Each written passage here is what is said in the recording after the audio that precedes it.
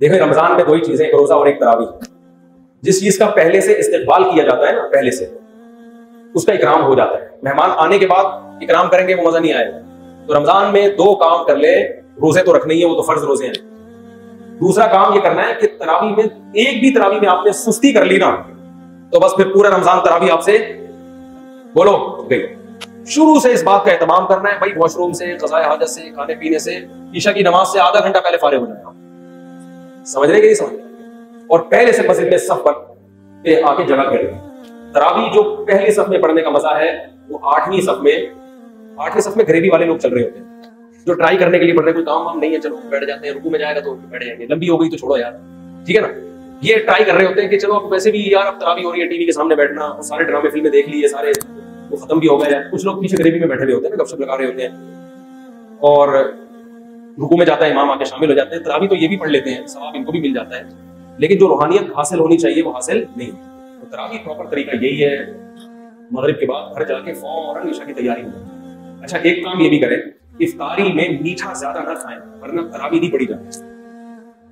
देखो इफ्तारी में खाना क्या है, रमजान जो है ना सेहत बनाने का बड़ा बेहतरीन नुस्खा है। इसमें अल्लाह आपको मौका देता है अभी कोलेस्ट्रॉल को खत्म करवा दो, लेकिन रमजान में लोगों का मोटापा कम होने के बजाय बढ़ता है, क्योंकि इफ्तारी में तबीयत से तेल वाले पकौड़े फोड़ते हैं, तबीयत से बिरयानियां खाई जाती हैं, चाट और ये और वो एक ही दम इतना खाया जाता है कि आम दिनों में डिवाइड करके खाते थे, थोड़ा गनीमत थी, अब एकदम फोड़ते हैं, तो सेहत बनने के बजाय बिगड़ती। और रमजान में मौतें भी होती है वो। तो इसलिए रमजान का अल्लाह ने जो आपको पैकेज दिया है ना, इफ्तारी में आप खाएं क्या, हटो बच्चे हो जाएंगे आप 15-20 दिन मेरी बताई भी खुराक अगर खाएंगे, 15-20 दिनों के बाद आपको ऐसा लगेगा कि मुफ्ती साहब तो 4 शादियों पे बयान करते थे वो गलत नहीं, कुछ उनमें हकीकत है। वो बातें आपको जो भी बुरी लगती है ना, वो अच्छी लगना, बोलो सुनो, जवान हो जाएंगे आप। एक काम आपने ये करना है कि ऑयल को सहरी इफ्तारी से निकालना है, कुकिंग ऑयल। क्या करना है, बोलते क्यों नहीं, ऑयल को निकालना। जैतून का तेल 1-2 चम्मच इस्तेमाल कर लें आप, समझते हो। देसी घी भी नहीं, घी भी छोड़ दें फिलहाल थोड़े दिनों। देसी घी वैसे अच्छी चीज है, लेकिन छोड़ दें फिलहाल। दुनिया छोड़ने से पहले बेहतर है कि आप हर किस्म का घी,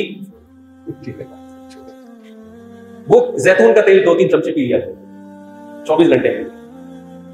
दूसरा काम आपने ये करना है कि रोटी चावल को कम करें, गंदुम को भी, और बोलो ना सहरी में गंदुम बहुत ज्यादा फोड़नी है, और ना इफ्तारी में, ना रात को किसी, गंदुम भी और चावल भी। समझते हो कि नहीं समझते हो? ज्यादा जो आपने फोकस करना है ना वो खजूर को, खजूर बहुत पावरफुल चीज है, पेट नहीं भरता उससे, मगर जो काम रोटी करती है ना और जो एनर्जी चाहिए वो खजूर से हमें ज्यादा मिलती है। हमारे यहाँ इफ्तारी में खजूर के साथ इतनी ज्यादती होती है कि एक खजूर की सुन्नत समझ के रोजा इफ्तार किया और फिर डायरेक्ट आ गए बिरयानी पे, कोल्ड ड्रिंक पे।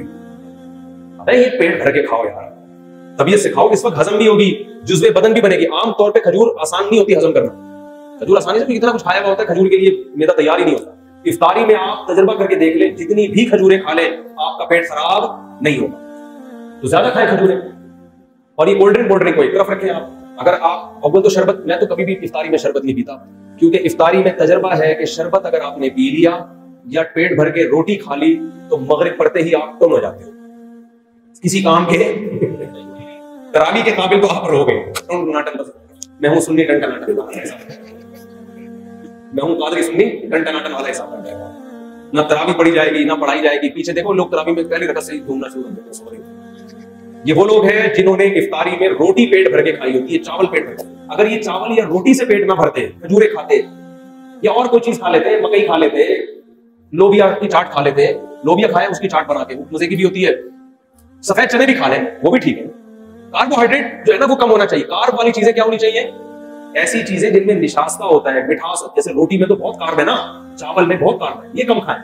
बाकी आप दालें खाएं, आप चाट खाएं, बेशक सफेद चने की चाट खा ले, दही बड़े खा ले, तो कोई इतना मसला नहीं है। जायदादें खा के बैठे हुए होते हैं लोग, तो दही बड़े बड़े आराम से ऐसा होता है। तो यानी कुछ भी खा लें आप इफ्तारी में, बेहतर है कि खजूर ज्यादा खाएं। एक सेकंड, लेकिन आपने इफ्तारी में रोटी और चावल 3-4 दिन आपको टेंशन होगी, उसके बाद आदी हो जाएंगे, फिर मजा शुरू होगा कि यार क्या तबीयत हल्की फुल्की, आंखों में रोशनी तेज हो जाएगी।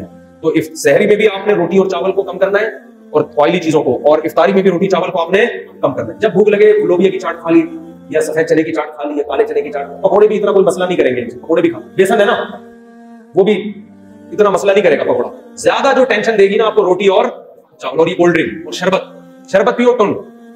जिस खुराक को खाने के बाद इंसान टुन हो रहा है ना, सुन्नी टन टनाटन बन रहा है, तो समझ लो ये खुराक आपकी बॉडी में फैट पैदा कर रही है। ये खुराक क्या कर रही है आपकी बॉडी में? ये उसूल याद है। शरबत पीते ही टुन होती है, तबीयत की नहीं होती तो तजुर्बा करके देख ले। इसका मतलब ये क्या पैदा कर रही है? फैट। ये बॉडी को मोटा कर रही है। रोटी खाते ही तबीयत क्या हो जाती है? एकदम आदमी को कुनूत की। ये क्या कर रही है? फी नफसी जरूरी है रोटी, लेकिन आपको मैं रमजान का पैकेज दे रहा हूं, ठीक है ना। और चावल को भी आधी रोटी खा ले बस, बहुत है। बाकी दूसरी चीज फल फ्रूट को फोकस। गोश्त खाएं तबीयत से, अल्लाह ने अगर पैसा दिया गोश्त खाएं, मछली खाएं, गोश्त खाएं, ये चीजें खाएंगे फायदा होगा, नुकसान नहीं होगा। लेकिन रोटी चावल अगर आपने उसी स्पीड से तोड़ना शुरू किए जिस स्पीड से आप खा रहे हैं, तो रमजान आपको कोलेस्ट्रॉल का तोहफा देकर जाएगा, फैट चढ़ा के जाएगा, आंखों की बीनाई खराब हो जाएगी आपकी, शुगर की बीमारी पैदा होगी, हार्ट अटैक के खतरे। बहुत से लोग इफ्तारी करते ही लेटे तो उसको पुलिस भी आके उठाया, पुलिस से भी